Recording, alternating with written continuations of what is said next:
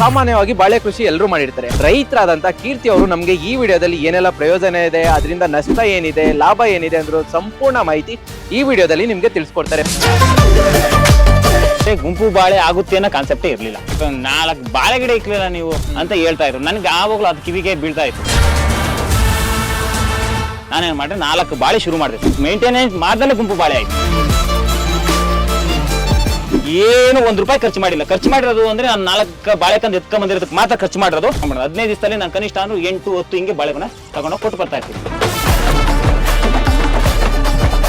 ಮುಂದೆ ಬರ್ದಿರ್ತಕ್ಕಂಥ ಹೂವನ್ನ ಕಟಾವ್ ಮಾಡ್ಬಿಟ್ರೆ ಪೌಷ್ಟಿಕಾಂಶಗಳು ತಗೊಂಡು ಇನ್ನು ಜಾಸ್ತಿ ತೂಕ ಬರುತ್ತೆ ಅಂತ ಸೈಂಟಿಫಿಕಲಿ ಪ್ರೂವ್ ಆಗಿದೆ. ಏನೋ 1 ಕೆಜಿ 1.5 ಕೆಜಿ ವ್ಯತ್ಯಾಸ ಕಂಡಿದೆ ಅಷ್ಟೇ, ಬಿಟ್ರೆ ಬೇರೆ ಏನು ನನಗೆ ವ್ಯತ್ಯಾಸ ಕಂಡಿಲ್ಲ ಸರ್. ಕೃಷಿ ಅಂತಂದ್ರೆ ಹೇಳೋಷ್ಟು ಸುಲಭನೂ ಅಲ್ಲ ಸರ್, ಮಾಡದೇ ಇರೋಷ್ಟು ಕಷ್ಟನೂ ಅಲ್ಲ ಸರ್. ಕನಿಷ್ಠ ಪಕ್ಷ ನೀವೇನೇ ಮಾಡೋದು ಅದಕ್ಕೆ ಇಷ್ಟು ಅಂತ ಟೈಮ್ ಕೊಟ್ರೆ ಬಹಳ ಉತ್ತಮ. ಕೃಷಿ ಎಲ್ಲರೂ ಒಂದೇ ತರ ಬೆಳೆಯಕ್ಕಾಗಲ್ಲ, ಎಲ್ಲರೂ ಒಂದೇ ತರ ಮಾಡಕ್ಕಾಗಲ್ಲ. ಹೌದು, ಆದ್ರೆ ತಿಳಿದು ಮಾಡಬೇಕು. ರೈತನೇ ಸೈಂಟಿಸ್ಟ್ ಇಂದ ದೊಡ್ಡವನು ನನ್ನ ಪ್ರಕಾರ. ನಮ್ಮ ಜಮೀನಿಗೆ ನಾವೇ ವಿಜ್ಞಾನಿಗಳಾಗಬೇಕು, ನಮ್ಮ ಜಮೀನಿಗೆ ನಾವೇ ಡಾಕ್ಟರ್ ಆಗಬೇಕು. ಭೂಮಿ ತಾಯಿ ಕೊಟ್ಟಂತ ನನಗೆ ಪ್ರಶಸ್ತಿ ಅಂತ ಒಂದು ತಪ್ಪಾಗಲ್ಲ. ಇದೇ ನನಗೆ ಪ್ರಶಸ್ತಿ, ಇದೇ ನನಗೆ ಉಡುಗೊರೆ. ಪ್ರೀತಿಯ ಸಮಸ್ತ ಮಣ್ಣಿನ ಮಕ್ಕಳಿಗೆ ಕನ್ನಡ ಫಾರ್ಮರ್ ಚಾನಲ್ಗೆ ಸ್ವಾಗತ. ಸಾಮಾನ್ಯವಾಗಿ ಬಾಳೆ ಕೃಷಿ ಎಲ್ಲರೂ ಮಾಡಿರ್ತಾರೆ, ಎಲ್ರಿಗೂ ಗೊತ್ತಿರುತ್ತೆ. ಅದರಲ್ಲೇ ಒಂದಾದಂತ ಗುಂಪು ಬಾಳೆ ಕೃಷಿ ಬಗ್ಗೆ ರೈತರಾದಂತ ಕೀರ್ತಿ ಅವರು ನಮಗೆ ಈ ವಿಡಿಯೋದಲ್ಲಿ ಏನೆಲ್ಲ ಪ್ರಯೋಜನ ಇದೆ, ಅದರಿಂದ ನಷ್ಟ ಏನಿದೆ, ಲಾಭ ಏನಿದೆ ಅಂದ್ರೆ ಸಂಪೂರ್ಣ ಮಾಹಿತಿ ಈ ವಿಡಿಯೋದಲ್ಲಿ ನಿಮ್ಗೆ ತಿಳಿಸ್ಕೊಡ್ತಾರೆ. ಬನ್ನಿ ಹೋಗೋಣ. ಸರ್ ನಮಸ್ತೆ. ನಮಸ್ತೆ ಸರ್. ನಮ್ಮ ರೈತರಿಗೆ ನಿಮ್ಮ ಪರಿಚಯ ಮಾಡ್ಕೊಡಿ. ನನ್ನ ಹೆಸರು ಕೀರ್ತಿ ಅಂತ ಹೇಳಿ, ಸನ್ ಆಫ್ ಶಿವಪ್ಪ BS. ನಮ್ಮ ತಾಯಿಯ ಹೆಸರು ವೇದಾವತಿ KC ಅಂತ ಹೇಳಿ. ತುಮಕೂರು ಜಿಲ್ಲೆ ಶಿರಾ ತಾಲೂಕು ಕಳಂಬೆಳ ಹೋಬಳಿ ಮುದಿಮಡು ಗ್ರಾಮ ಸರ್ ನಮ್ದು. ಇವಾಗ ನೀವು ಗುಂಪು ಬಾಳೆ ಬೆಳೆದಿದ್ರ. ಬಾಳೆಯಲ್ಲಿ 3 ತರ ಬೆಳಿಬಹುದು. ಒಂದು ಸಿಂಗಲ್ ಆಗಿ ಬೆಳಿಬಹುದು, ಇನ್ನೊಂದು ಗುಂಪು ಬೆಳೆಯಾಗಿ ಬೆಳಿಬಹುದು, ಇನ್ನೊಂದು ಅಂತರ ಬೆಳೆಯಾಗಿ ಬೆಳಿಬಹುದು. ಹೌದು. ಗುಂಪು ಬಾಳೆನ ಏನಕ್ಕೆ ಚೂಸ್ ಮಾಡ್ಕೊಂಡ್ರಿ? ಓಕೆ ಸರ್, ಈಗ ನಿಮಗೆ ಕಾಣ್ತಾ ಇರೋದು ಇದು ಗುಂಪು ಬಾಳೆ ಅಂತ. ಹೌದು. ಆದ್ರೆ ನನಗೆ ಆ ಕಾನ್ಸೆಪ್ಟೇ ಇರ್ಲಿಲ್ಲ ಸರ್. ಅಂದ್ರೆ ಗುಂಪು ಬಾಳೆ ಆಗುತ್ತೆ ಅನ್ನೋ ಕಾನ್ಸೆಪ್ಟೇ ಇರ್ಲಿಲ್ಲ. ಇದನ್ನ ನಾನು ಅಲೆ ಹತ್ರ 6 ವರ್ಷ ಆಯ್ತು. ಇದಕ್ಕೆ 6 ವರ್ಷದಿಂದನೂ ನಾನು ಹ್ಯಾಪಿ ಬರ್ತಾರೆ ಮಾಡ್ಕೊಂಡು ಬರ್ತಾ ಇದ್ದೀನಿ. ಗುಂಪು ಬಾಳೆ ಅನ್ನೋದಕ್ಕಿಂತ ಮುಂಚೆ ಮೈನ್ ಬೇಸಿಕ್ ಹೇಳ್ಬಿಡ್ತೀನಿ. ನಾನು ಇದನ್ನ ಮನೆಗೆ ಅಂತ 4 ಗಿಡ ಇಟ್ಟಿದ್ದು. ಯಾಕಂದ್ರೆ ನಮ್ಮ ತಾಯಿಯವ್ರು ಹೇಳ್ತಿದ್ರು, ನಾವು ಅಲ್ಲೋಗಿ ಬಾಳೆ ಎಲೆ ಕೊಯ್ಕೊಂಬರ್ಬೇಕು, ಹಂಗ್ ಮಾಡ್ಬೇಕು, ಹಿಂಗ್ ಮಾಡ್ಬೇಕು, 4 ಬಾಳೆ ಗಿಡ ಇಕ್ಲಿಲ್ಲ ನೀವು ಅಂತ ಹೇಳ್ತಾ ಇದ್ರು. ನನ್ಗೆ ಆವಾಗಲೂ ಅದು ಕಿವಿಗೆ ಬೀಳ್ತಾ ಇತ್ತು. ಅದಕ್ಕೋಸ್ಕರ, ಯಾಕಂದ್ರೆ ಇಡೋ ಸಮಯನೂ ಬಹಳ ಮುಖ್ಯ, ಎಲ್ಲಿ ಇಡ್ತೀವಿ ಅನ್ನೋದು ಬಹಳ ಮುಖ್ಯ, ಯಾವ ಜಾಗದಲ್ಲಿ ಮಾಡ್ತೀವಿ ಅನ್ನೋದು ಬಹಳ ಮುಖ್ಯ. ತಂದು ಇಡೋದು ದೊಡ್ಡ ವಿಚಾರ ಅಲ್ಲ. ಅದನ್ನೆಲ್ಲ ಅಂದ್ಕೊಂಡು ಮಾಡ್ಕೊಂಡು ಹಿಂಗೆ ಹೋಗ್ತಾ ಇತ್ತು. ನಮ್ಮ ತಾಯಿಯವ್ರು ಹೇಳಕ್ಕೆ ಜಾಸ್ತಿ ಆಗ್ತಾ ಕೇಳ್ತಾ ನಾನೇನ್ ಮಾಡಿದೆ, 4 ಬಾಳೆ ಶುರು ಮಾಡಿದೆ ಸರ್.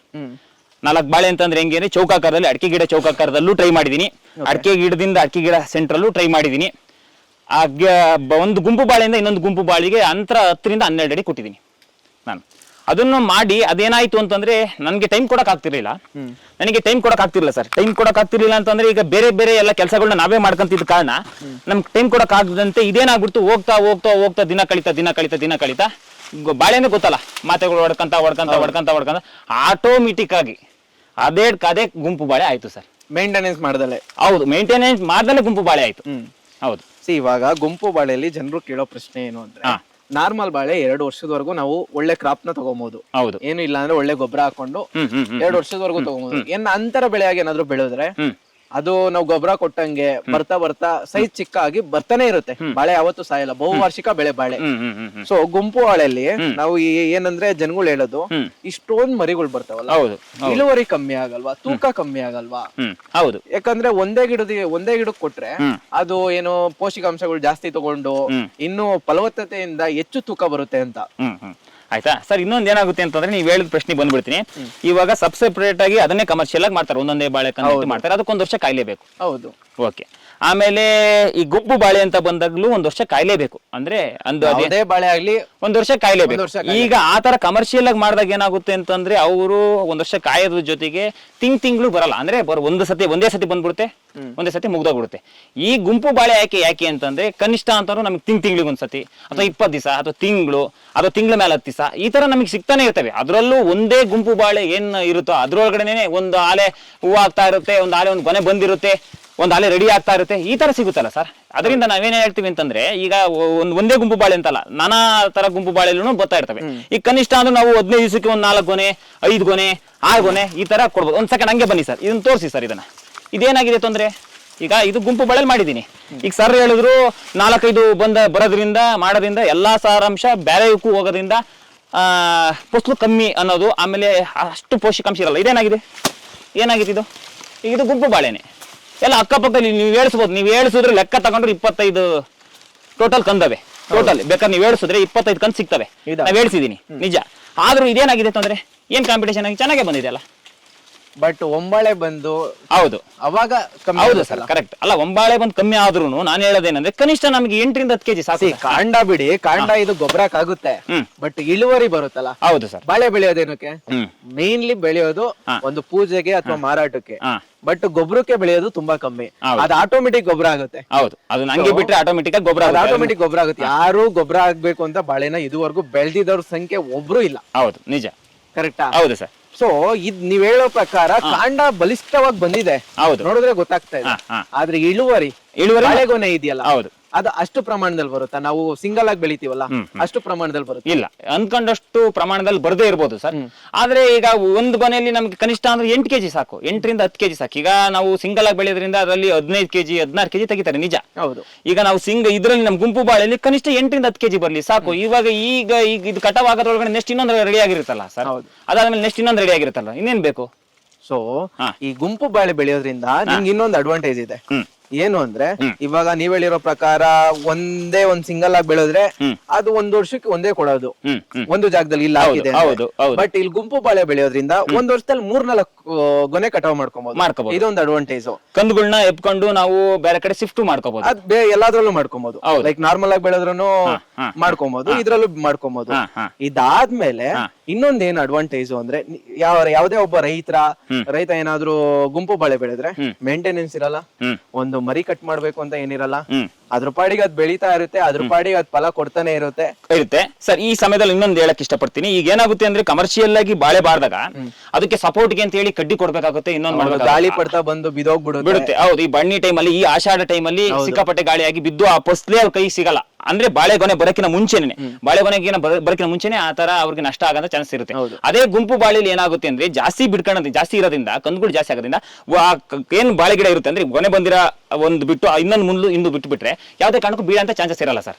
ಆತರ ಇವಾಗ ನೀವು ಇಲ್ಲೇ ತೋರಿಸಬಹುದು ಸರ್. ನೋಡಿ ಸರ್, ಇವಾಗ ನಾನು ಏನು ಮಾಡೇ ಇಲ್ಲ, ಏನು ₹1 ಖರ್ಚು ಮಾಡಿಲ್ಲ. ಖರ್ಚು ಮಾಡಿರೋದು ಅಂದ್ರೆ ನಾನು 4 ಬಾಳೆಕಂದು ಎತ್ಕೊಂಡ್ ಬಂದಿರೋದಕ್ಕೆ ಮಾತ್ರ ಖರ್ಚು ಮಾಡಿರೋದು. ಇವತ್ತು ನೀವು ಕಾಣ್ಬೋದು, ಉತ್ತ ಕಾಣ್ತಾ ಇದೆ ಇಲ್ಲಿ. ಅಂದ್ರೆ ನನ್ಗೆ ಹೇಳ್ಬೇಕು ಅಂದ್ರೆ, ನಿಜವಾಗಿ ಹೇಳ್ಬೇಕು ಅಂದ್ರೆ, ಭೂಮಿ ಕೊಟ್ಟಂತ ನನ್ಗೆ ಪ್ರಶಸ್ತಿ ಅಂತ ಅಂದ್ರೆ ತಪ್ಪಾಗಲ್ಲ. ಹೇಳ್ಬೇಕು ಅಂದ್ರೆ ನೋಡ್ರಿ, ನಾವು ಬಾಳೆ ಗಿಡದ ಬುಡದಲ್ಲೇ ನನಗೆ ಉತ್ತ ಬೆಳ್ಕೊಂಡೈತೆ. ಅಂದ್ರೆ ಗೆದ್ಲು ಒಳ್ಳೆ ಫಲವತ್ತತೆ ಅಂತ, ಒಳ್ಳೆ ಫಲವತ್ತತೆ ನಮ್ಮ ಮಣ್ಣಲ್ಲಿ ಐತೆ ಅಂತ. ಇದೇ ನನಗೆ ಪ್ರಶಸ್ತಿ, ಇದೇ ನನಗೆ ಉಡುಗೊರೆ. ಇಷ್ಟು ಸಾಕು ಸರ್ ನನಗೆ. ಇವತ್ತು ನಾನು ಸಾವಯವದಲ್ಲಿ ಮಾಡ್ತಾ ಇದೀನಿ ಅನ್ನೋದು ಇಷ್ಟು ಸಾಕು. ಈಗ ನಾವು ಇದಕ್ಕೆ ₹1 ಅಂತ ಏನು ಖರ್ಚು ಮಾಡಿಲ್ಲ ಸರ್. ₹1 ಗೊಬ್ಬರ ಹಾಕಿಲ್ಲ, ತಂದಿಟ್ಟಿರೋದು ಬಿಟ್ರೆ ಅದ್ರಲ್ಲಿ ಬರೋ ಬಸ್ನ ನಾನು ತಗೊಂತಾ ಇದೀನಿ. ನಮ್ಮ ಮನೆ ಕಷ್ಟಕ್ಕೂ ಆಗ್ತಾ ಇದೆ. ನಮ್ಗೆ ಏನೇನು ಬೇಕು ಖರ್ಚು ಅಂದಾಗ ನಾನು ಬಾಳೆಗೊನೆ ತಗೊಂಡು ಹೋಗ್ತೀನಿ, ಕೊಡ್ತೀನಿ, ಖರ್ಚು ಎತ್ಕೊಂಡ್ ಬರ್ತಾ ಇದೀನಿ. ₹1 ಹಾಕ್ದೇನೆ ನಾನು ಗುಂಪು ಬಾಳೆಯಲ್ಲಿ ದುಡ್ಡು ತಗೊಂತಾ ಇದೀನಿ ಸರ್. ಒಂದು. ಆಮೇಲೆ ಇನ್ನೊಂದು ಏನಪ್ಪಾ ಅಂತಂದ್ರೆ, ಈ ಕಡ್ಡಿ ಕಸ ಮತ್ತೊಂದು ಎಲ್ಲ ನಾನು ಇಲ್ಲೇ ಬಿಟ್ಬಿಡ್ತೀನಿ. ಯಾವುದೇ ಕಾರಣಕ್ಕೂ ಗರಿ ಕಡ್ಡಿ ಕಸ ನಾನು ಏನು ಮಾಡೋದು, ಇಲ್ಲೇ ಬಿಟ್ಬಿಡ್ತೀನಿ. ಈ ಜೂನ್ ಜುಲೈ ತಿಂಗಳಲ್ಲಿ ಏನ್ ಮಾಡ್ಬಿಡ್ತೀನಿ, ಅಥವಾ ನೀರ್ ಬಿಟ್ಟ ಟೈಮ್ ಏನ್ ಮಾಡ್ತೀನಿ, ಇದಕ್ಕೆಲ್ಲ OWDC ಗೋಕುಪಾಮೃತ ಒಯ್ತೀನಿ ಸರ್. ಇದು ಇಲ್ಲೇ ಕೆಟ್ಕೊಂಡು ಇಲ್ಲೇ ಗೊಬ್ಬರ ಆಗಿ ಇದಕ್ಕೆ ಸಿಗ್ತಾ ಹೋಗುತ್ತೆ ಸರ್. ಈ ತರ ಹಂಗೆ ಇದನ್ನು ಗಮನಿಸಬಹುದು ಸರ್. ಈಗ ಇಲ್ಲಿ ಕಾಣ್ತಾ ಇದೆ, ನೀವು ಗಮನಿಸಬಹುದು ನೋಡಿ ಸರ್. ಈಗ ಇದು ಏಲಕ್ಕಿ ಬಾಳೆ, ಇದು ಬಾಳೆ ಬಂದು ಇದ್ರ ತಳಿ ಬಂದು ಏಲಕ್ಕಿ ಬಾಳೆ. ಈಗ ನೀವು ಕಾಣ್ತಾ ಇರ್ಬೋದು ಸರ್, ಇದು ಮಿನಿಮಮ್ ಅಂತ ನೋಡ್ರಿ, ಅಲ್ಲಿ ಕನಿಷ್ಠ ಅಂದ್ರೂ 8 ರಿಂದ 10 ಚಿಪ್ಪು ಕಾಣ್ತಿದೆ ಸರ್. ಬಾಳೆಗೊನೆಯಲ್ಲಿ 10 ಚಿಪ್ಪು ಕಾಣುತ್ತೆ. ಕನಿಷ್ಠ 8 ಕೆಜಿ ಸಾಕು ಸರ್, ಹೆಚ್ಚಿಗೆ ಬೇಡ. 8 ಕೆಜಿ. ಇವಾಗ ಅದು ರೆಡಿ ಆಗೋ ಅಷ್ಟೊತ್ತಿಗೆ ಇನ್ನೊಂದು ಕಡೆ ರೆಡಿ ಆಗಿರುತ್ತದೆ. ಆತರ ಈಗ ನಮ್ಗೇನಿಲ್ಲ ಅಂತಂದ್ರೆ, ಒಂದೇ ಗುಂಪು ಬಾಳೆಯಲ್ಲಿ ಕನಿಷ್ಠ ಅಂದ್ರೆ ತಿಂಗ್ಳಿಗೊಂದೊಂದು ಅಂತಂದ್ರೆ, ನಾನು ಮಿನಿಮಮ್ ಇದರಿಂದ ಇಕ್ಕಿರಕ್ಕಂದು 400 ಇಕ್ಕಿದ್ದೀನಿ. ಈಗ ಆ 400 ಇಕ್ಕಿರಲ್ಲಿ ಈ ಕನಿಷ್ಠ ಅಂದ್ರೆ 200 ಗುಂಪು ಬಾಳೆ ಆಗಿದಾವೆ. ಈಗ ನಮ್ಗೇನಿಲ್ಲ ಅಂತ ಅಂದ್ರು, ಕನಿಷ್ಠ ಅಂದ್ರು ನಾವು ಒಂದು ತಿಂಗಳಲ್ಲಿ ಅಥವಾ 15 ದಿವಸ ಅಂತಾನೆ ತಗೊಂಡ್ಬರೋದು. 15 ದಿವಸದಲ್ಲಿ ನಾನು ಕನಿಷ್ಠ ಅಂದ್ರೆ 8-10 ಹಿಂಗೆ ಬಾಳೆಗೊನೆ ತಗೊಂಡೋಗಿ ಕೊಟ್ಟು ಬರ್ತಾ ಇರ್ತೀನಿ ಸರ್. ಅದೇ ನೀವು ಕಾಣ್ತಾ ಇರ್ಬೋದು ನೋಡಿ ಸರ್. ಈಗ ಇದು ಏಲಕ್ಕಿ ಬಾಳೆ, ಈ ಏಲಕ್ಕಿ ಬಾಳೆಯಲ್ಲಿ ಮಿನಿಮಮ್ 10 ಚಿಪ್ಪು ಬಂದಿದೆ ಸರ್. ಈಗ ಏನಾಗುತ್ತೆ ಅಂದ್ರೆ, ಸಪ್ರೇಟ್ ಅಲ್ಲಿ ಏನ್ ಹಾಕ್ತಾರಲ್ಲ, ಈಗ ಸಪ್ರೇಟ್ ಅಲ್ಲಿ ಕಮರ್ಷಿಯಲ್ ಹಾಕೋದ್ರಲ್ಲಿ ಅಥವಾ ಒಂದು 15 ಸಿಗ್ಬೋದು, ಒಂದು 16 ಸಿಗ್ಬೋದು. ಓಕೆ, ಈಗ ನಮ್ಮದ್ರಲ್ಲಿ ಗುಂಪು ಬಾಳೆಯಲ್ಲಿ ಮಿನಿಮಮ್ ಅಂದ್ರೆ ಈಗ 10 ಚಿಪ್ ಬಂದಿದೆ ಅಂದ್ರೆ ಯಾಕೆ ಮಾಡಬಾರ್ದು? ಯಾಕಂದ್ರೆ ಈಗ ತಿಂಗಳಿಗೆ ಇನ್ನೊಂದು ರೆಡಿ ಆಗಿರುತ್ತೆ. ಅದರಲ್ಲಿ ಬರೋ ಒಂದು ಚಿಪ್ಪಿಂದ ಮಾತ್ರ ಒಂದು 16 ಚಿಪ್ ನೋಡ್ತೀವಿ ಅಷ್ಟೇ. ಒಂದು ಬಾಳೆ ಗಿಡದಿಂದ, ಒಂದು ಕಂದಿಂದ ನಾವು ಒಂದು 16 ಚಿಪ್ ನೋಡ್ತೀವಿ. ಇದರಲ್ಲಿ ಮಿನಿಮಮ್ ಅಂದ್ರೆ 10 ಬರುತ್ತೆ. 10 ಅಂತಂದ್ರೆ ಅಲ್ಲಿ ಲೆಕ್ಕ ಆಗ್ತಾ ಹೋಗ್ರಿ. ಇದರಲ್ಲಿ ಒಂದು 4 ಬಂತು ಅಂದ್ರೆ ಎಷ್ಟಾಯ್ತು? 10 ಕೆಜಿ ಡಬಲ್ ಆಗ್ತಾ ಹೋಯ್ತು ಅಷ್ಟೇ. ಒಂದು. ಆಮೇಲೆ ಇದನ್ನ ಏನ್ ಮಾಡ್ತೀನಿ ಅಂದ್ರೆ, ಗೊನೆ ಬಲಿಯವರೆಗೂ ಬಿಟ್ಕೊಂಡು ಇನ್ನು ಮುಂದಿನ ಪೋಷನ್ ಏನೈತೆ ಆ ಹೂದವರೆಗೂ ಅದನ್ನೆಲ್ಲ ತಗೊಂಡು ನಾನು ಬಿಡಿಸಿಗೆ ಹಾಕ್ತೀನಿ. ಅದು ಯಾವಾಗ ಅದು ಪೂರ್ತಿ ಬಲ್ತಾದ್ಮೇಲೆ ಇದರಲ್ಲಿ ಹೂದಲ್ಲಿ ಏನಾಗುತ್ತೆ ಅಂದ್ರೆ ಪಾಲಿನೇಷನ್ ಆಗುತ್ತೆ. ನಮಗೆ ಜೇನುಹುಳ, ನಾವು ಜೇನು ಕೃಷಿ ಮಾಡೋದ್ರಿಂದ ಆ ಪಾಲಿನೇಷನ್ ಆಗೋದ್ರ ಸಲುವಾಗಿ ನಾನೇ ತೆಗೆದು ಹೋಗ್ತೀನಿ. ಏನಾದ್ರು ಕೆಳಗಡೆ ಇದೆ ತೆಗೆದು ಹೋಗ್ತೀನಿ, ಆಟೋಮೆಟಿಕ್ ಆಗಿ ನ್ಯಾಚುರಲ್ ಆಗದೆ ತಕ್ಕಂತೆ ಜೇನುಹುಳುಗಳು ಆಹಾರ ಆಗುತ್ತೆ ಸರ್. ಇವಾಗ ನೀವು ಮುಂದೆ ಇರೋ ಹೂವನ್ನ ಕಟಾವ್ ಮಾಡಲ್ಲ, ನಾನು ಅದು OWDC ಹಾಕ್ಬಿಟ್ಟು ಗೊಬ್ಬರ ಮಾಡ್ತೀನಿ ಅಂತ ಹೇಳಿದ್ರಿ. ಇವಾಗ ಆ ಮುಂದೆ ಬಂದಿರ್ತಕ್ಕಂಥ ಹೂವನ್ನ ಕಟಾವ್ ಮಾಡ್ಬಿಟ್ರೆ ನಾವು ಹಿಂದೆ ಇರ್ತಕ್ಕಂಥ ಬಾಳೆ ಚಿಪ್ಪೆ ಏನಿರುತ್ತಲ್ಲ ಅದು ಇನ್ನೂ ಹೆಚ್ಚು ಪೌಷ್ಟಿಕಾಂಶಗಳು ತಗೊಂಡು ಇನ್ನು ಜಾಸ್ತಿ ತೂಕ ಬರುತ್ತೆ ಅಂತ ಸೈಂಟಿಫಿಕಲಿ ಪ್ರೂವ್ ಆಗಿದೆ. ಇದ್ರ ಬಗ್ಗೆ ನಿಮ್ಮ ಅಭಿಪ್ರಾಯ? ಹೌದು, ನಿಜ. ಆದ್ರೆ ನಾನು ಮುಂದೆ ಈ ತರ ಮಾಡ್ತಾ ಇದ್ದೆ ಸರ್. ಅಂದ್ರೆ ನಾನು ನೋಡಿ ಮಾಡಿದಾಗ ಕರೆಕ್ಟ್ ಅದರಲ್ಲಿ ಸಾರಾಂಶ ಇದ್ರಲ್ಲಿ ಏನಾಗುತ್ತೆ ಅಂತ ನಾನು ಟ್ರೈ ಮಾಡಿದೀನಿ ಸರ್. ಅಂದ್ರೆ ಆ ಹೂವ ಇನ್ನ ಗೊನೆ ಆಗಕ್ಕಿಂತ ಮುಂಚೆನೆ ಕಟ್ ಮಾಡಿ ನೋಡೋಣ ಅಂತಾನು ಟ್ರೈ ಮಾಡಿದೀನಿ. ಹಿಂಗೂ ಬಿಟ್ಟು ಟ್ರೈ ಮಾಡಿದೀನಿ. ಹಿಂಗ್ ಬಿಡೋದಕ್ಕೂ ಹಂಗ್ ಬಿಡೋದಕ್ಕೂ ಏನ್ ವ್ಯತ್ಯಾಸ ಅಂದ್ರೆ, ಮುಂಚೆಗೆ ನಾವು ಕಟಾವ್ ಮಾಡೋದ್ರಿಂದ ನಮಗೆ ಜೇನುಹುಳುಗಳು ಬಂದು ಪಾಲಿನೇಷನ್ ಮಾಡಕ್ ಆಗಲ್ಲ. ಕಟ್ ಮಾಡಿ ಬಿಸಾಕ್ಬಿಡ್ತೀವಿ, ಅವಕ್ಕೆ ಆಹಾರ ಸಿಗಲ್ಲ. ನ್ಯಾಚುರಲ್ ಆಗಿ ಆಹಾರ ಸಿಗುತ್ತೆ ಸರ್ ಸಾವಯವ ಮಾಡೋದ್ರಿಂದ, ಒಂದು ಪ್ಲಸ್ ಆಗುತ್ತೆ. ಆಮೇಲೆ ಇನ್ನೊಂದೇನಪ್ಪಾ ಅಂದ್ರೆ ಅದನ್ನ ನಾವು ಕಟ್ ಮಾಡಿ OWDC ಹಾಕಕ್ಕೆ ಇದರಲ್ಲಿ ಒಂದು 300 ಗ್ರಾಮ್ 400 ಗ್ರಾಮ್ ಜಾಸ್ತಿ ಆಗುತ್ತೆ ಬಿಟ್ಟಾಗ. ಅಂದ್ರೆ ಹೂವಿನ ತೂಕ ಜಾಸ್ತಿ ಆಗುತ್ತೆ, ಅದೊಂದು ಪ್ಲಸ್ ಆಗುತ್ತೆ. ಆಮೇಲೆ ಇನ್ನೊಂದು ಏನಂತಂದ್ರೆ, ನೀವ್ ಹೇಳಿದ್ರಿ ಈಗ ಅದರಲ್ಲಿ ಹಂಗ್ ಕಟ್ ಮಾಡೋದ್ರಿಂದ ತೂಕ ಜಾಸ್ತಿ ಬರುತ್ತೆ. ಏನು ವ್ಯತ್ಯಾಸ ಆಗಿಲ್ಲ ಸರ್. ನನ್ಗೆ ಹಿಂಗ್ ಬಿಟ್ಟಾಗ್ಲೂ ಅಷ್ಟೇ ಬಂದಿದೆ, ಹಿಂಗ್ ಬಿಟ್ಟಾಗ್ಲೂ ಹಂಗೆ ಬಂದಿದೆ, ಕಟ್ ಮಾಡಿದಾಗ್ಲೂ ಅಷ್ಟೇ ವ್ಯತ್ಯಾಸ ಬಂದಿದೆ. ಏನೋ 1 kg 1.5 kg ವ್ಯತ್ಯಾಸ ಕಂಡಿದೆ ಅಷ್ಟೇ, ಬಿಟ್ರೆ ಬೇರೆ ಏನು ನನಗೆ ವ್ಯತ್ಯಾಸ ಕಂಡಿಲ್ಲ ಸರ್. ಅದು ನನ್ನ ಅನುಭವ, ನನ್ನ ವೈಯಕ್ತಿಕ ಅನುಭವ ಸರ್. ಸರ್ ಈಗ ನಾನೇನ್ ಮಾಡ್ತಾ ಇದ್ದೀನಿ ಅಂದ್ರೆ, OWDC ಗೋಕುಪಾಮೃತ ಎರೆಜಲ ಹೆಂಗ್ ಮಾಡ್ಕೊಂತ ಇದೀನೋ ಅದಕ್ಕೆ ನಾನೇನ್ ಮಾಡ್ತೀನಿ, OWDC ಕಲ್ಚರ್ಗೆ ಅಂದ್ರೆ OWDC ಅಂದ್ರೆ ಒರಿಜಿನಲ್ ವೇಸ್ಟ್ ಡಿಕಂಪೋಸರ್, ಅದನ್ನ ನಾನೇ ರೆಡಿ ಮಾಡ್ಕೊಂತ ಇದೀನಿ. ಯಾವುದೇ ಕಾರಣಕ್ಕೂ ಫರ್ಟಿಲೈಸರ್ ರಾಸಾಯನಿಕ ಬಳಸಬಾರ್ದು, ವಿಷ ಹಾಕಬಾರ್ದು ಭೂಮಿ ತಾಯಿಗೆ ಅನ್ನೋದಕ್ಕೋಸ್ಕರ ನಾನೇ ರೆಡಿ ಮಾಡ್ಕೊಂತ ಇರೋದ್ರಿಂದ ನಾನೇನ್ ಮಾಡ್ತೀನಿ ಅಂದ್ರೆ, ಈಗ ನಾನು ಅಲ್ಲಿ ತೋರಿಸಬಹುದು ಸರ್ ನೀವು, ಆ ಬಾಳೆಗೊನೆನ ಕಟ್ ಮಾಡಿದೀನಿ. ಈಗ ಬಾಳೆಗೊನೆ ಮುಂದೆ ಬಂದಿರೋ ಹೂವನ್ನ ಕಟ್ ಮಾಡಿದೀನಿ. ಇದನ್ನ ಕಟ್ ಮಾಡಿ ನಾನೇನ್ ಮಾಡ್ತೀನಿ ಅಂದ್ರೆ, ಸಣ್ಣದಾಗ ಹಚ್ಚಿಬಿಟ್ಟು ನಾನೇನ್ ಮಾಡ್ತೀನಿ OWDC ಹಾಕ್ತೀನಿ. ಇದಕ್ಕೆ ಟೈಮ್ ಬಂದ್ಬಿಟ್ಟು ಕನಿಷ್ಠ ಅಂದ್ರೂ 12 ರಿಂದ 15 ದಿವಸ ಟೈಮ್ ಕೊಡ್ತೀನಿ. ಅಷ್ಟೊಳಗಡೆ ಇದು ಚೆನ್ನಾಗಿ ಕಳ್ತು ಒಳ್ಳೆ ಪೊಟ್ಯಾಷಿಯಂ ಅಂಶ ಬಿಡುತ್ತೆ. ಅದನ್ನ ನಾವು ಅಡಿಕೆ ಗಿಡಗಳಿಗೆಲ್ಲ ಬುಡಕ್ಕೆಲ್ಲ ಒಯ್ತಾ ಬರ್ತೀನಿ. ಪ್ರತಿಯೊಂದು ಗಿಡಕ್ಕೂ ಪೊಟ್ಯಾಷಿಯಂ ಅಂಶ ಬೇಕೇ ಬೇಕು ಸರ್. ಅದ್ರಲ್ಲಿ ಅಡಿಕೆ ಗಿಡಕ್ಕೂ ಬೇಕಾಗುತ್ತೆ. ಹೌದು ಸರ್. ಒಂದು ವರ್ಷಕ್ಕೆ ಅಡಿಕೆ ಗಿಡಕ್ಕೆ ಮಿನಿಮಮ್ ಎಷ್ಟು 50 ಗ್ರಾಮ್ ಏನೋ ಕೊಡ್ಬೇಕಾಗುತ್ತೆ. ಒಂದೊಂದು ಗಿಡಕ್ಕೆ ಪೊಟ್ಯಾಷಿಯಂ ಅಂಶ ಇದ್ರೇನೆ ಅವು ಅಡಿಕೆ ಗಿಡಕ್ಕೆ ಒಳ್ಳೆ ಫಲವತ್ತತೆನೂ ಸಿಗುತ್ತೆ. ಸೊ ಯಾವ ರೀತಿ ಇದು OWDC ನೀವು ರೆಡಿ ಮಾಡ್ಕೋತೀರಾ ಅಂತ ಅದನ್ನ ತೋರಿಸಬಹುದಾ? ತೋರಿಸಬಹುದು ಸರ್. ಓಕೆ, ಡನ್, ತೋರಿಸೋಣ ಸರ್. ಸರ್ ನೀವು ನೋಡ್ಬೋದು, ಇದೇ OWDC. ನಾನೇನ್ ಮಾಡ್ಕೊಂಡಿದೀನಿ ಅಂತ ಅಂದ್ರೆ, ಅಲ್ಲಲ್ಲೇ ಕುಂಡ್ರಿಸಿದೀನಿ. ಯಾಕಂದ್ರೆ ಎಲ್ಲೆಲ್ಲಿ ಗೇಟ್ ವಾಲ್ಗಳಿದಾವೆ, ಎಲ್ಲೆಲ್ಲಿ ನಾನು ಇದನ್ನ ಕೊಡ್ಬೋದು ವ್ಯವಸ್ಥೆ ಮಾಡ್ಕೊಂಡಿದೀನಿ, ಅಲ್ಲಲ್ಲೇ ಡ್ರಮ್ಗಳನ್ನ ಕುಂಡಿಸ್ಕೊಂಡು ಇಲ್ಲೇ ನೀರು ಹಿಡಿಯಂಗ್ ಮಾಡ್ಕೊಳ್ಳೋದು, ಇಲ್ಲಿಂದಾನೇ ಈ ಡ್ರಿಪ್ ಮೂಲಕ ಕಳ್ಸ್ಕೊಂಡ್ ಮಾಡ್ಕೊಂಡಿದೀನಿ. ನಾನೇನ್ ಮಾಡ್ತೀನಿ ಅಂದ್ರೆ, ಇದನ್ನ ಕಟ್ ಮಾಡಾಕಿ ಇದು ರೆಡಿ ಆಗಿದೆ ಅಂದಾಗ ನಾನು ಇದ್ರ ಮೂಲಕನೇ ಕೊಡಂಗ್ ಮಾಡ್ಕೊಂಡಿದೀನಿ. ಈಗ ನಾನು ಹತ್ತರ ನಮ್ಮ ಜಮೀನಲ್ಲಿ ಒಂದು 10 ಡ್ರಮ್ಗಳು ಇಟ್ಕೊಂಡು ಅಲ್ಲಲ್ಲೇ ಎಲ್ಲೆಲ್ಲಿ ಬೇಕೋ ಅದು ಅವಶ್ಯಕತೆ ಇರತ್ತಾಗೆ ನಾನು ಮಾಡ್ಕೊಂಡಿದೀನಿ ಸರ್. ನೀವು ನೋಡ್ಬೋದು ಸರ್. ಈಗ ಇದು ಏನಿಲ್ಲ ಅಂತ ಅಂದ್ರೂ, ನಾನು ಹೂವು ಏನಾದ್ರು ಆಗ್ತಂಗಿದ್ರೆ ಕನಿಷ್ಠ ಪಕ್ಷ ಅಂದ್ರೆ 7 ದಿವಸ ಒಳಗಡೆ ರೆಡಿ ಆಗುತ್ತೆ ಸರ್. ಈಗ ನೋಡ್ರಿ, ಮುಂಚೆಗೆ ಹಾಕಿದ್ದೀನಿ ಸರ್ ಹೂವು ನಾನು ಇದರಲ್ಲಿ. 7 ದಿವಸದಲ್ಲಿ ರೆಡಿ ಆಗುತ್ತೆ ಸರ್. ಇದನ್ನ ನಾವು ಏನ್ ಮಾಡ್ತೀವಿ ಅಂತಂದ್ರೆ, ಇದು ನಮ್ಗೆ ಈ ಮೊದ್ಲು ಏನಾಗ್ತಿತ್ತು ಅಂದ್ರೆ ಪೌಚಲ್ಲಿ ಬರುತ್ತೆ ಸರ್. ಮೊದ್ಲು ಈ ಬಾಟ್ಲಲ್ಲಿ ಬರ್ತಿತ್ತು. 50 ರೂಪಾಯಿ ಅಲ್ಲ 150 ರೂಪಾಯಿಗೆ 2 ಬಾಟ್ಲು, 150 ರೂಪಾಯಿ 1 ಬಾಟ್ಲು. ಅದರಂತೆ 2 ಬಾಟ್ಲು ನಾವು ಇದ್ರಲ್ಲಿ ಹಾಕ್ತಿದ್ವಿ. 200 ಲೀಟ್ರಿಗೆ 2 ಬಾಟ್ಲು ಹಾಕಿ 2 kg ಬೆಲ್ಲ ಹಾಕಿದ್ರೆ ಮುಗೀತು ಸರ್. ಇದು ಅವಾಗ ಏನಾಗ್ತಿತ್ತು ಅಂದ್ರೆ ಕನಿಷ್ಠ ಅಂದ್ರೆ 5 ದಿವಸ ಬೇಕಾಗ್ತಿತ್ತು. ಅದ ನಂತರ ಪೌಚ್ ಬಂತು ಸರ್. ಅದನ್ನ ನಾನು ಪೌಚ್ನೇ ಯೂಸ್ ಮಾಡ್ತಾ ಇರೋದು. ಇದಕ್ಕೆ ಸುಣ್ಣ ಹಾಕೊಂಡು ಏನಾದ್ರು ಯೂಸ್ ಮಾಡ್ಬೋದಾ? ಆತರ ಎಲ್ಲ ಗೊತ್ತಿಲ್ಲ ಸರ್, ಎಂದು ನಾವು ಟ್ರೈ ಮಾಡಿಲ್ಲ ಸರ್. ನಾನು ಇದಕ್ಕೆ ಬರೀ OWDCಗೆ ಬಾಳೆ ಹೂವು ಹಾಕೊಂಡು ಮಾಡ್ತಾ ಇದೀನಿ. ಒಳ್ಳೆ ರಿಸಲ್ಟ್ ಬರ್ತಾ ಇದೆ ಸರ್. ಇವನ್ನೆಲ್ಲ ಮಿಕ್ಸ್ ಮಾಡ್ಕೊಡ್ಬೋದಾ ಇದ್ರ ಜೊತೆನೆ? ಇಲ್ಲ, ನಾನು ಎಂದು ಮಾಡಿಲ್ಲ ಸರ್. ಯಾಕಂದ್ರೆ ನಾನು ಮಾಡಿರೋದು ಮಾತ್ರ ಹೇಳ್ಬಲ್ಲೆ. ನಾನು ಮಾಡಿರೋದನ್ನೆಲ್ಲ ರೆಫರ್ ಮಾಡಕ್ಕೆ ನಾನು ಇಷ್ಟಪಡಲ್ಲ. ನಾನು ಏನ್ ಮಾಡಿದ್ನೋ ಅದನ್ನ ಮಾತ್ರ ಹೇಳ್ಬಲ್ಲೆ. ನಾನೇನ್ ಮಾಡ್ತೀನಿ ಅಂತಂದ್ರೆ, ಇದು ಕನಿಷ್ಠ ಅಂದ್ರೂ 7 ದಿವಸದೊಳಗಡೆ ರೆಡಿ ಆಗ್ಬಿಡುತ್ತೆ ಸರ್ OWDC. ಈಗ ಹೂವು ಹಾಕೋದ್ರಿಂದ ಕನಿಷ್ಠ ಅಂದ್ರೆ ಇನ್ನೊಂದು 7 ದಿವಸ ಟೈಮ್ ಕೊಡ್ತೀನಿ. ನಾನೇನ್ ಮಾಡ್ತೀನಿ ಅಂದ್ರೆ, ಹಿಂಗೆಲ್ಲ ಕೊಯ್ಕೊಂಡಿದ್ದನ್ನ ಹಿಂಗೆಲ್ಲ ಕೊಯ್ದ್ಬಿಟ್ಟು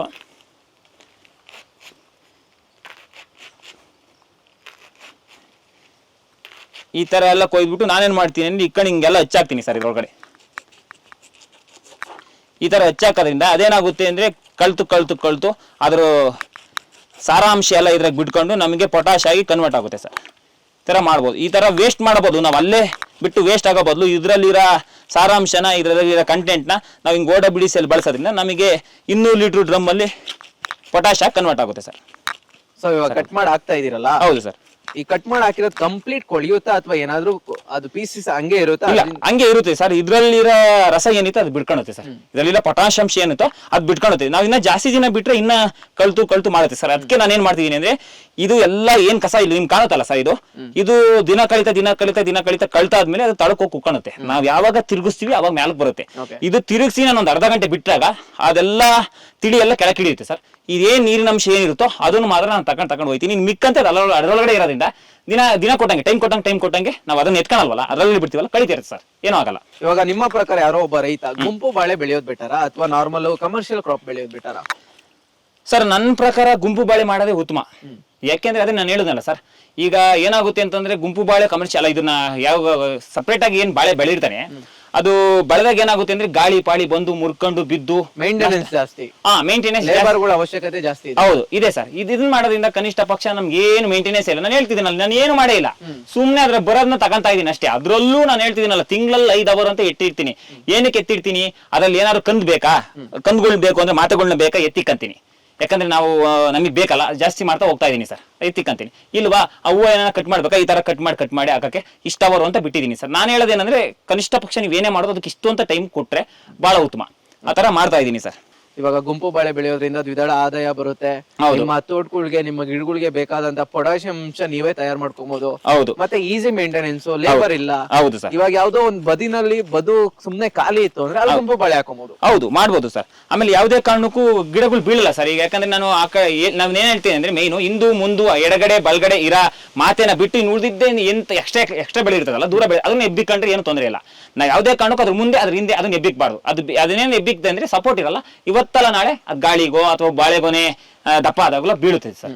ಅದು ಅಷ್ಟು ನಮ್ಗೆ ಜ್ಞಾನ ಇರಬೇಕು ಸರ್. ಅದನ್ನ ನೋಡಿ ಮಾಡೋದ್ರಿಂದ ಬಹಳ ಅನುಕೂಲ ಸರ್. ಗುಂಪು ಬಾಳೆ ಮೇಂಟೆನೆನ್ಸ್ ಇಲ್ದೇನೆ ಲಾಭ ಮಾಡ್ಬೋದು ಸರ್. ತುಂಬಾ ಧನ್ಯವಾದಗಳು. ಸಾಕಷ್ಟು ಇನ್ಫಾರ್ಮೇಶನ್ ತಿಳಿಸ್ಕೊಟ್ಟಿದ್ದೀರಾ. ಇದೇ ರೀತಿ ಇನ್ನೂ ಹೊಸದಾಗಿ ಇನ್ನೂ ಮಾಡಿ ನಮ್ಮ ರೈತರಿಗೆ ತಿಳಿಸ್ಕೊಡಿ. ಹೌದು ಸರ್. ಇನ್ನೊಂದು ಏನಾಗುತ್ತೆ ಅಂತಂದ್ರೆ, ಇವತ್ತು ಕೃಷಿ ಅಂತಂದ್ರೆ ಹೇಳೋಷ್ಟು ಸುಲಭನೂ ಅಲ್ಲ ಸರ್, ಮಾಡದೇ ಇರೋಷ್ಟು ಕಷ್ಟನೂ ಅಲ್ಲ ಸರ್. ಕೃಷಿ ಎಲ್ರು ಒಂದೇ ತರ ಮಾಡ್ಬೇಕು ಅಂತ ಏನಿಲ್ಲ. ಇವಾಗ ನೀವ್ ಒಂಥರ ಮಾಡ್ಕೊಂಡಿದೀರಾ, ನಿಮ್ ಪಕ್ಕ ತೋಟದವ್ರು ಇನ್ನೊಂದು ಒಂಥರ ಮಾಡ್ಕೋತೀರಾ. ಹೌದು. ಸೊ ಎಲ್ರು ಒಂದೇ ತರ ಮಾಡ್ಬೇಕು ಅಂತಾನೆ. ಇವಾಗ ಯಾರೋ ಒಬ್ರು ಬಂದು ಕಮೆಂಟ್ ಹಾಕ್ತಾರೆ, ಅವನೇನೋ ಹಂಗ್ ಬೆಳೆದಿದ್ದಾನೆ ಗುಂಪು ಬಾಳೆ, ಅವನೇನೋ ಸುಮ್ನೆ ಕಿತ್ತಾಕ್ಬಿಟ್ಟು ಅಲ್ಲೆಲ್ಲೋ ಬಿದ್ದಿರಿ ಅಡಿಕೆ ಸ್ಟಾರ್ಟಿಂಗ್ ಅಡಿಕೆ ಗಿಡದಕ್ಕಿದ್ದೇನೋ ತಗೊಂಡೋಗಿ ಅಲ್ಲಿ ಎಸ್ತಿದ್ದಾನೆ, ಅದನ್ನೇ ಗುಂಪು ಬಾಳೆ ಅಂತ ಹೇಳ್ಕೊತಾ ಇದ್ದಾರೆ. ಅದಲ್ಲ, ಕೃಷಿ ಎಲ್ರು ಒಂದೇ ತರ ಮಾಡಕ್ಕಾಗಲ್ಲ. ಅವ್ರವ್ರ ವಿವೇಚನೆ, ಅವ್ರವ್ರ ಬುದ್ಧಿ. ಪ್ರತಿಯೊಬ್ಬ ರೈತ ಸಂಜೆ ತೋಟದಿಂದ ಆಚೆ ಹೋದ್ಮೇಲೆ ಅಲ್ಲೆಲ್ಲೋ ಒಂದ್ ಕಡೆ ಕೂತ್ಕೊಂಡಿದ್ದ ಹತ್ರ ಏನಂತ ಯೋಚನೆ ಮಾಡ್ತಾನೆ, ನಾಳೆ ಹೋಗಿ ನನ್ ತೋಟದಲ್ಲಿ ಏನ್ ಮಾಡ್ಬೇಕು, ನಾಳೆ ಯಾವ ತರ ಬೆಳಿಬೇಕು, ಅವ್ರಿಗಿಂತ ಬೆಟರ್ ಆಗಿ ನಾನು ಏನ್ ಮಾಡ್ಬೇಕು ಅನ್ನೋದು ಯೋಚನೆ ಮಾಡ್ತಾ ಇರ್ತಾನೆ. ಕೃಷಿ ಎಲ್ರು ಒಂದೇ ತರ ಬೆಳೆಯಕ್ಕಾಗಲ್ಲ, ಎಲ್ರು ಒಂದೇ ತರ ಮಾಡಕ್ಕಾಗಲ್ಲ. ಹೌದು, ಆದ್ರೆ ತಿಳಿದು ಮಾಡ್ಬೇಕು ಸರ್. ಯಾವುದೇ ಕಾರಣಕ್ಕೂ ತಿಳುವಳಿಕೆ ಇಲ್ಲದೆ ಮಾಡಕ್ ಹೋಗ್ಬಾರ್ದು. ಅದ್ರ ಬಗ್ಗೆ ಸಂಪೂರ್ಣವಾಗಿ ತಿಳಿದು ಮಾಡೋದ್ರಿಂದ ನಾವ್ ಎಲ್ಲೂ ಎಡವಂತ ಚಾನ್ಸಸ್ ಇರಲ್ಲ ಸರ್. ನಮ್ಮ ಜಮೀನಿಗೆ ನಾವೇ ವಿಜ್ಞಾನಿಗಳಾಗಬೇಕು, ನಮ್ಮ ಜಮೀನಿಗೆ ನಾವೇ ಡಾಕ್ಟರ್ ಆಗ್ಬೇಕು. ಯಾಕಂದ್ರೆ ಅಲ್ಲಿ ಏನ್ ರೋಗ ಬಂದಿದೆ ಅಂತ ರೈತಂಗ್ ಅದೊಂದು ಗೊತ್ತಾಗಲ್ಲ. ಯಾರೋ ಒಬ್ಬ ಹೇಳಿದ್ಮೇಲೆ ನಮಗೆ ಗೊತ್ತಾಗುತ್ತೆ ಅದಕ್ಕೆ ಏನ್ ಔಷಧಿ ಹಾಕ್ಬೇಕು ಅಂತ ವಿಜ್ಞಾನಿಗಳು ಕಂಡುಹಿಡಿತಾರೆ. ಹೌದು, ಆಯ್ತಾ? ಸೊ ಯಾವ ರೀತಿ ಬೆಳಿಬೇಕು ಅಂತ ಯಾರೋ ಒಬ್ರು ಹೇಳ್ಬೋದು, ಬಟ್ ಕೊನೆಗೆ ಬೆಳೆಯೋದು ರೈತನೇ. ಹೌದು, ಕರೆಕ್ಟಾ? ಹೌದು ಸರ್, ನಿಜ. ತುಂಬಾ ಧನ್ಯವಾದಗಳು. ತುಂಬಾ ಧನ್ಯವಾದ ಸರ್. ರೈತ ರೈತ ರೈತ ಅನ್ನ ಕೊಡುವ ದಾತ, ಜೀತ ಜೀತ